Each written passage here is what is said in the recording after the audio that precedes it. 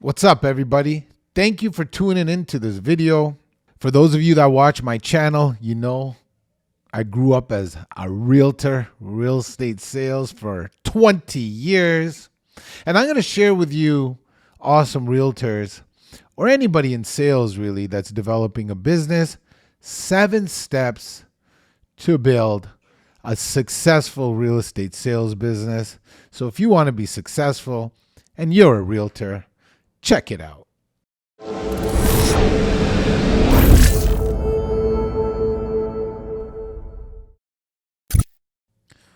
All right, here we go. Step number 1, understanding the real estate sales industry.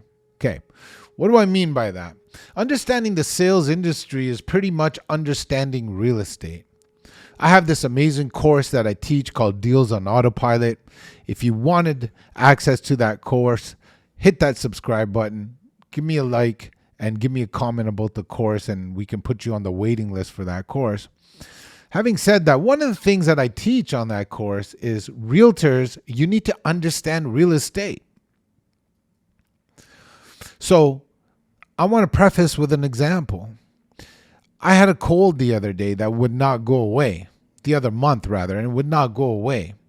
I tried to will it out, but at some point I knew I needed some antibiotics. So I went to the doctor. Doctor checked my symptoms. They said, Rick, take these pills.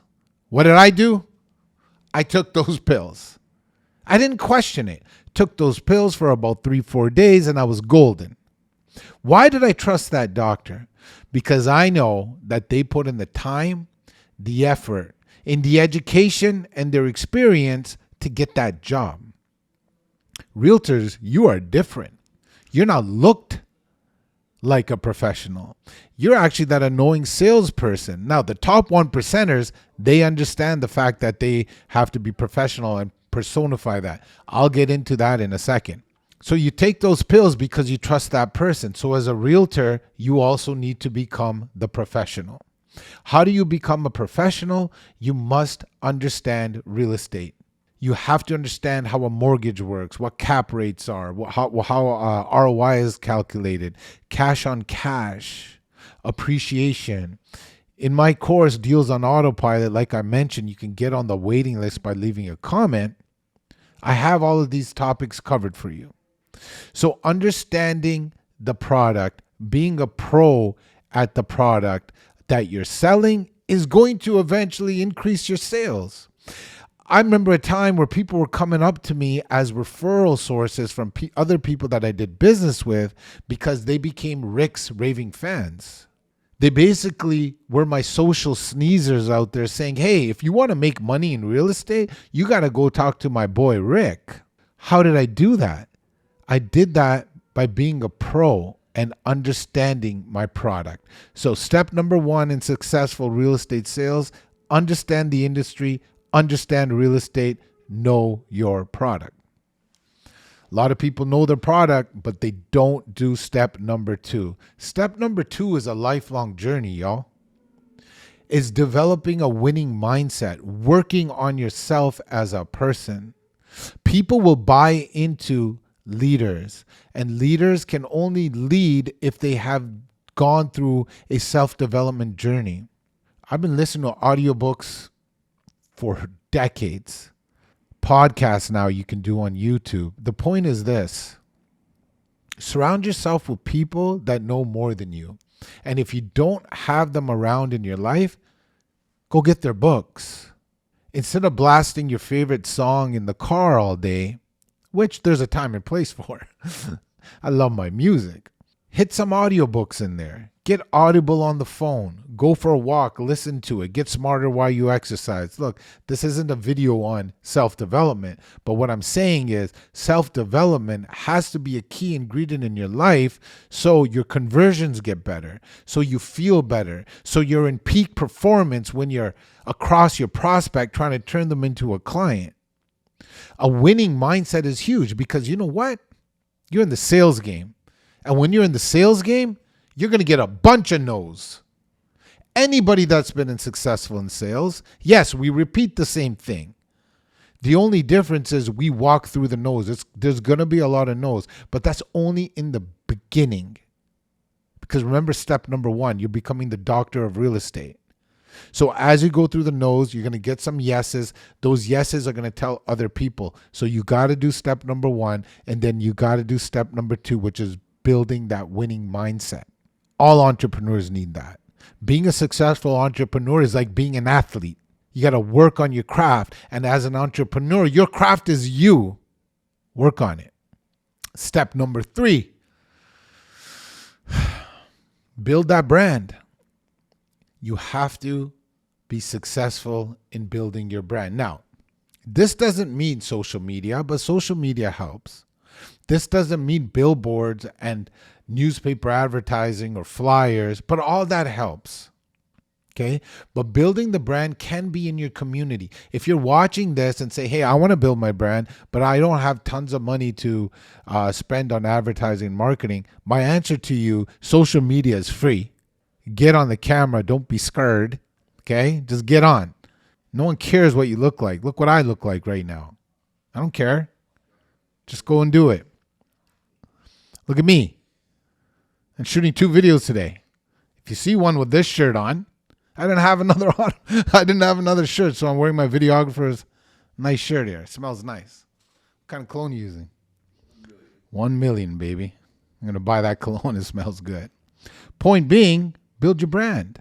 Social media is free. Once you make some money, invest back in your brand. Get a videographer. I know a good one. So, the other way you can build your brand, which is really important, it has nothing to do with social media. It's your sphere, it's your database, it's your CRM. Look, you can be a person of influence in your CRM, your database. Put your database together, send videos to them, send emails to them.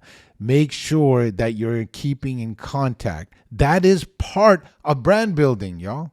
Brand building is not just being out there and an influencer and all that. You can have brand building in your database. Before there was social media, I still had a brand. People that trusted me to do business with me because of my voice. Essentially, that is my brand. Step number 4, prospecting and lead generation. Look, you want to get successful in real estate sales? You can scrap everything I just said. You can spend hundreds of thousands of dollars in coaching, which I did, and they're going to teach you this one thing in many different ways. Ready for it? Have more conversations. You want to sell more? Talk to more people. Mic drop. Now, systems on how you talk to more people, scripts on how you convert those people, and presentations on how you 10x your pitch is a different story. That's coaching, that's training. That's my deals on autopilot. Subscribe, get in the wait list. Did I already tell you that? You should, because all this stuff that I talked about is on there. The beautiful thing about talking to more people is you will learn that the money is in the maybes. So as you talk to more people, whether that's door knocking or cold calling or online leads or calling your sphere, you're talking to more people, you're going to find that nurturing is a big piece. Most people will say no, some will say yes, but the money, baby, is in the maybes. Money is in the maybes. The majority of people would say, hey, Rick, I'll think about it. Let me watch these interest rates. Hey, call me in the spring when the market's better to sell my house. Okay, I got you. I'm not going to forget you in the spring because I'm good at nurturing. I'm good at maybes. So as you're prospecting and doing your lead generation, please remember that your nurturing campaign is the most important. Get those maybes into yeses. Mastering the art of sales is number 5. Number 5. How do I master the art of sales, Rick? You got to work on your skills. Now, this is where the conversion comes. So I talked about talking to more people.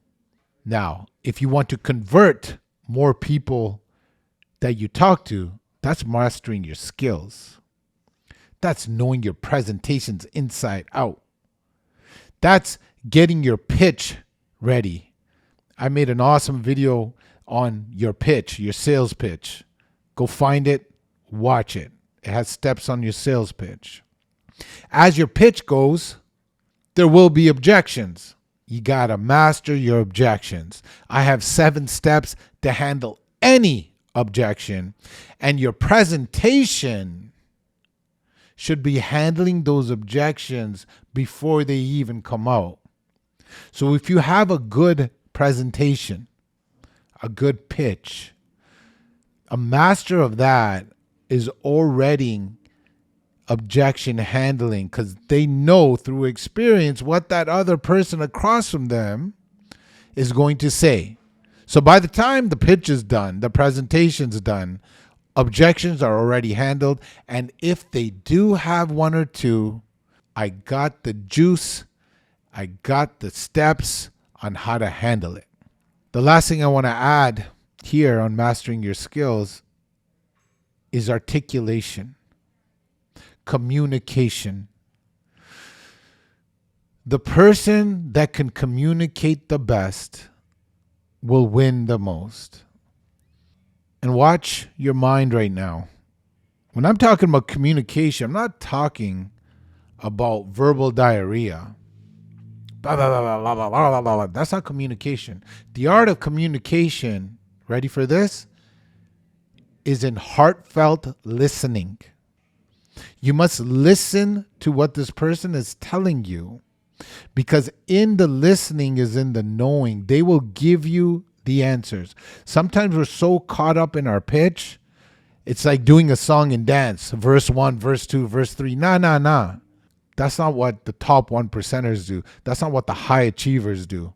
The high achievers listen very intently, observe, and because they have worked on their skill set every day, and because they know their industry so well, which was step number 1, the communication is smooth. But they read books, they practice on communication. Step number 6, providing exceptional customer service. Client's always right. Remember that saying? Customer's always right. It took you so long to develop these skills and finally get somebody across from you, then finally getting the contract signed, then going through that sales process is where customer service kicks in. Give them a wow experience. For realtors, communication again. Make sure you're communicating with them. What the house looks like, what they need to do to make it look good. When somebody comes in and takes a look at the property, you want to make sure that that property is given feedback. That seller rather is given feedback. Hey, Mr. Seller, Mrs. Seller, XYZ just saw your property. This is what they thought. The price is too high. The paint sucks. Don't say that, but you know what I'm saying. All right? So that is very important, that customer service portion. When they close on the property, make sure you walk them through the lawyer process. Hold their hand. If they're a buyer and they need financing, walk them through that process. Don't just forget about them. When everything is said and done, give them a closing gift. Think about them. Call them and see how they're doing after the close. Don't be like a person that does one night stands. I just did a deal with you. I don't see you until the next time you do a deal. I made that mistake. Don't make the mistake I did. I made that mistake in the beginning of my career. Not because I was a bad person. It was just I was so fixated in getting more business. It's just a learning curve of really putting that customer service in, so you get business from people that have done business with you. And it's just a nice thing to do. You made some money from them. Treat them with care. Step number 7, the one that I see that most realtors don't do, most business people don't do, small businesses especially, scaling your business. I get it. You're an entrepreneur. You're in sales. You're a solopreneur. You are after small businesses, whatever have you. You are after money. So we get so focused on profitability. My next deal, my next check, my commission check, my award. That's profitability. But now we have to start thinking about scalability. How does this company work without you? And how can you eventually sell it to somebody and exit? Or maybe not sell it and exit. How can you buy your time back? How can you just simply make it bigger? So the two things that I can sum up in scalability, which will be a whole different series, but it's pretty much leveraging yourself with people and leveraging yourself with technology. So if you want to duplicate yourself, and one of my mentors taught me a saying, if it's not duplicatable, it doesn't count. If it's not duplicatable, it doesn't count. So you got to duplicate yourself. And you have to create systems, leverage with people and technology so the business scales. Some people call that a real estate sales team in my industry. Some people go open up a brokerage. Some people have a lean team, but they will partner themselves with many assistants. So they have to do less and everything is automated. Or they will get a buyer agent at the very least and they will go get listings. Hey, look, we could talk about all that all day long. I got my scalability in switching brokerages because scalability in EXP is huge. Look, these are 7 steps. And if you go back and you watch this video and you take notes on the 7 steps and do your own diligence on these 7 steps, this is all you need to have a very successful real estate business, sales business, or any business if you'd like. Thank you guys for the time. I appreciate you as always. We're going to give you some more fire next time.